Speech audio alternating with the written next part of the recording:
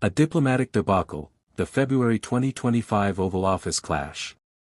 Chapter 1, The stage is set. The White House, February 28, 2025, buzzed with an electric tension that seemed to hum through its marble corridors. The Oval Office, that hallowed chamber of American power, was about to host a meeting that would reverberate across the globe. Ukrainian President Volodymyr Zelenskyy, a wartime leader whose defiance against Russia's invasion had made him a global icon, was set to meet with President Donald Trump and Vice President Vance. The agenda was ambitious: to discuss continued U.S. support for Ukraine amidst its ongoing war with Russia and to sign the Ukraine-United States Mineral Resources Agreement, a deal meant to symbolize economic cooperation and a step toward peace. But beneath the surface, fault lines of mistrust and clashing worldviews threatened to fracture the encounter. Zelenskyy arrived at the White House just before noon, stepping out of an armored SUV into a crisp Washington morning. His signature olive green attire, a nod to his nation's soldiers on the front lines, contrasted sharply with the polished suits of the American delegation. His face, etched with the weariness of 3 years of war, carried a quiet resolve. He had navigated countless high-stakes meetings, from NATO summits to bilateral talks, but this one felt different. The Trump administration, newly returned to power, had sent mixed signals about its commitment to Ukraine. Trump's recent phone call with Russian President Vladimir Putin and his administration's meetings with Russian negotiators in Saudi Arabia, without Ukrainian representation, had set Kyiv on edge. Inside the Oval Office, Trump sat behind the resolute desk, his presence dominating the room. At 78, he exuded the same brash confidence that had defined his first term, now amplified by a sense of vindication after his 2024 election victory. To his right stood Vice President J.D. Vance, the 40-year-old former senator whose rapid rise in the Republican Party had made him a polarizing figure. Vance, with his sharp intellect and populist rhetoric, had been vocal about his skepticism of U.S. aid to Ukraine, once stating in 2022, "I don't really care what happens to Ukraine one way or the other." The room was crowded with aides, journalists, and a carefully curated pool of reporters, including, controversially, a correspondent from Russia's state-owned TASS agency. Cameras rolled, broadcasting the meeting live to a global audience. The stakes were monumental. Ukraine, battered by Russia's 2022 invasion, relied heavily on U.S. military and financial aid to sustain its defense. The proposed minerals deal was meant to secure American investment in Ukraine's post-war reconstruction while granting the U.S. access to Ukraine's vast reserves of rare earth minerals, resources critical for technology and defense industries. For Trump, the deal was a way to recoup the billions in aid provided to Ukraine, a narrative he had pushed. To his domestic base. For Zelenskyy, it was a lifeline to keep his nation afloat, but only if it came with security guarantees against future Russian aggression. Chapter 2, Leadership. In contrast, the meeting began cordially enough, with Zelenskyy offering a measured, "Thank you, Mr. President," as he took his seat. Trump, ever the showman, leaned forward with a grin, gesturing expansively as he spoke of tremendous opportunities for both nations. Vance, standing to the side, nodded approvingly, his expression guarded but attentive. The initial exchanges were diplomatic, touching on the economic potential of the minerals deal and vague assurances of U.S. support. But the undercurrent of tension was palpable, rooted in the starkly different leadership approaches of the three men. Trump's transactional diplomacy. Donald Trump's leadership style was as it had always been: bold, confrontational, and deeply transactional. He viewed international relations through the lens of deals, leverage, and personal loyalty. His rhetoric during the meeting reflected this, emphasizing America's financial contributions to Ukraine, often inflating the figure to $350 billion, a number disputed by fact-checkers, and demanding gratitude in return. Trump saw himself as a dealmaker, not a traditional diplomat, and his approach to Zelenskyy was shaped by a belief that Ukraine owed the U.S. for its survival.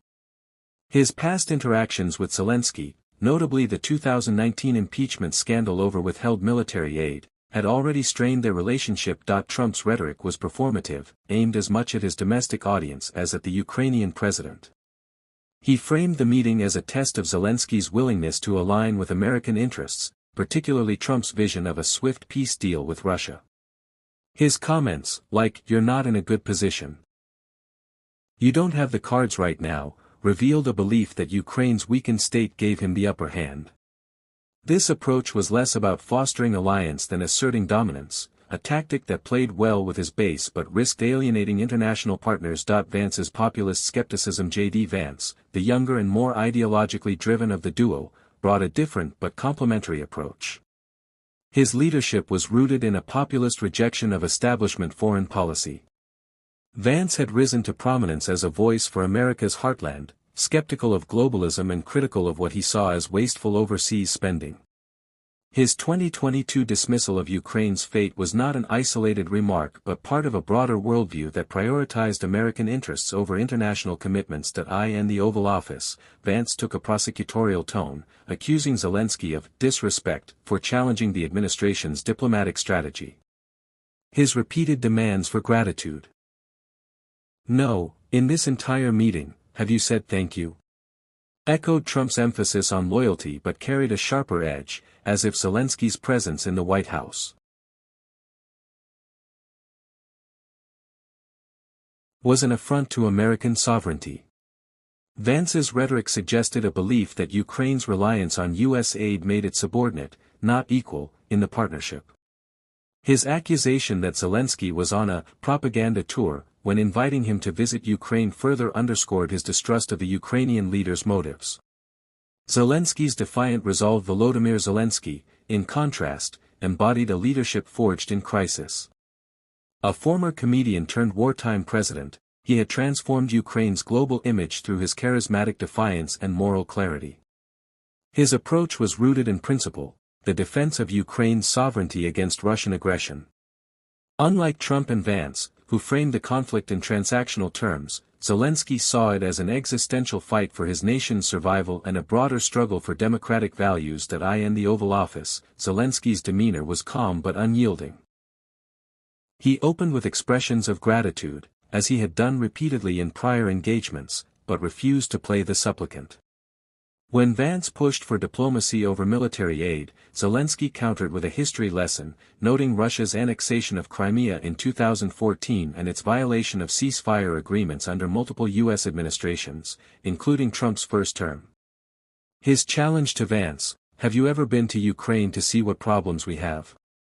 Come once," was both a rebuke and an invitation, reflecting his belief that understanding Ukraine's plight required witnessing its reality. Zelenskyy's refusal to back down, even as Trump and Vance raised their voices, highlighted his commitment to Ukraine's dignity. He rejected the notion of a peace deal that favored Russia, insisting on security guarantees to prevent future invasions. His comment, "I'm not playing cards. I'm very serious, Mr. President," was a direct repudiation of Trump's dealmaking metaphor, emphasizing that Ukraine's survival was not a game. Chapter 3, The Meeting. Unravel. The meeting, initially scripted as a diplomatic milestone, began to unravel when a reporter asked Trump about his stance toward Putin versus Zelenskyy. Trump's response, "I'm not aligned with anybody. I'm aligned with the United States of America," set the stage for the confrontation. Vance seized the moment to defend Trump's diplomatic approach, criticizing the Biden administration's chest-thumping and arguing that the path to peace is engaging in diplomacy. Zelenskyy, sensing a dismissal of Ukraine's struggle, pushed back. "What kind of diplomacy, J.D., you are speaking about?" he asked, pointing out Putin's history of breaking agreements. The room grew tense as Vance, bristling, accused Zelenskyy of disrespect for litigating the issue in front of the media. "You should be thanking the president for trying to bring an end to this conflict," he snapped. The exchange escalated rapidly. Zelenskyy, undeterred, challenged Vance's understanding of Ukraine's reality. "Have you ever been to Ukraine to see what problems we have?" he asked, his voice steady but pointed. Vance's retort, that he had seen enough through stories, and that Ukraine's invitations were mere propaganda tours, drew gasps from the room. Trump, sensing an opportunity, joined the fray. "You don't know that. Don't tell us what we're gonna feel," he barked, cutting off Zelensky's attempt to explain. The turning point came when Trump described Ukraine as destroyed, a characterization that, according to the Kiev Post, pushed Zelensky past his limits. "I know," Zelensky replied, his voice tightening. "We are staying strong from the very beginning of the war." Trump's response was dismissive. "You're not winning this. You have a damn good chance of coming out okay because of us."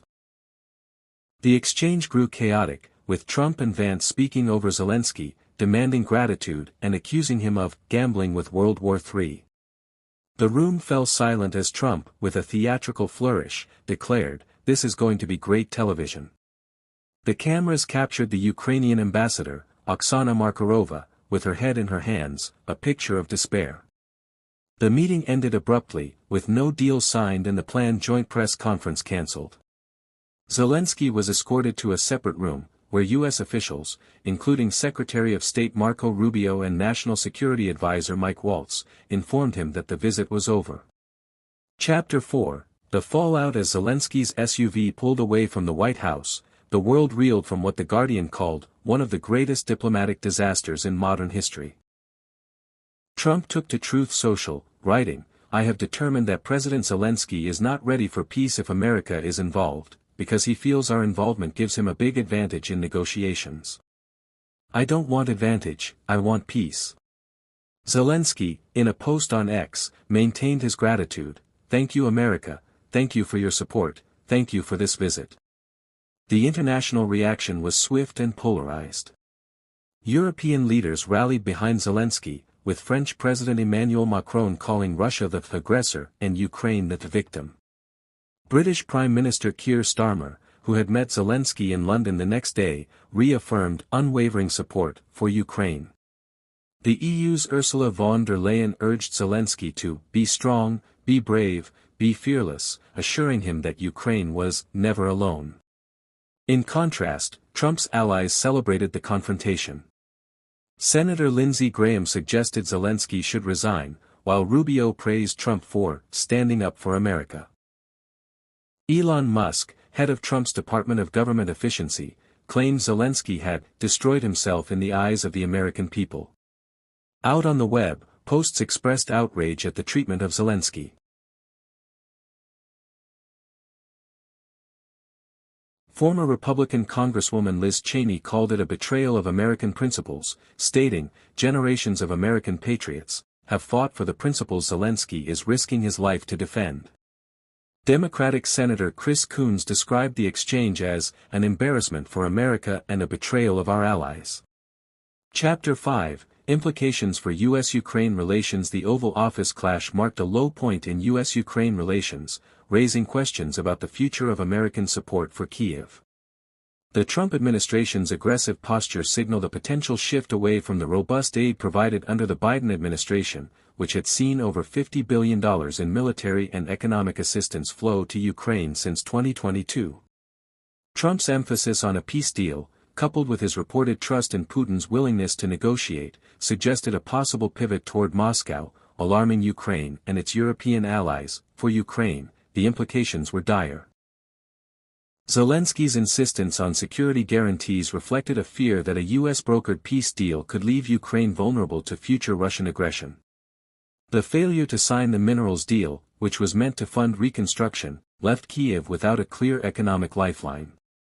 European leaders, sensing a weakening of U.S. commitment, began exploring ways to bolster their own support for Ukraine, with French President Macron offering to extend France's nuclear umbrella to other EU nations. For the U.S., the meeting exposed a rift in its foreign policy. Trump and Vance's public berating of an ally undermined America's credibility as a global leader, prompting warnings from analysts that it could embolden adversaries like Russia and China. The Center for American Progress argued that the deliberate humiliation of Zelensky signaled a crisis in American leadership, potentially isolating the U.S. in a global economic contest. Chapter 6: The Leaders' Legacies. The February 2025 meeting would leave lasting marks on the legacies of all three leaders. For Trump, it reinforced his image as a disruptive force, willing to upend diplomatic norms for political gain. His focus on great television and domestic messaging suggested a prioritization of spectacle over substance, potentially at the cost of long-term alliances. Vance's role in the confrontation cemented his reputation as a populist firebrand, but his dismissive attitude toward Ukraine risked alienating pro-Ukraine Republicans and moderates. Zelenskyy, meanwhile, emerged as a symbol of resilience. His refusal to bow to pressure, even at the risk of losing U.S. support, underscored his commitment to Ukraine's sovereignty. European leaders' swift support bolstered his global standing, but the meeting left him with the daunting task of securing alternative aid to sustain Ukraine's war effort. Chapter 7: A Fractured Alliance. As the dust settled, the Oval Office clash became a case study in the fragility of international alliances. Trump and Vance's leadership, rooted in transactionalism and populism, clashed irreconcilably with Zelenskyy's principled stand for national survival. The fallout raised profound questions about the future of U.S.-Ukraine relations and America's role in the world. Would the U.S. continue to lead as a defender of democratic values, or would it retreat into isolationism, leaving allies like Ukraine to fend for themselves? Zelenskyy's departure from the White House, head held high despite the diplomatic disaster, symbolized Ukraine's enduring defiance. But the path forward was uncertain, with the specter of reduced U.S. aid looming large. For Trump and Vance, the meeting was a calculated display of strength, but at what cost to America's global standing? The answers would unfold in the months and years to come, as the world watched a superpower grapple with its own identity.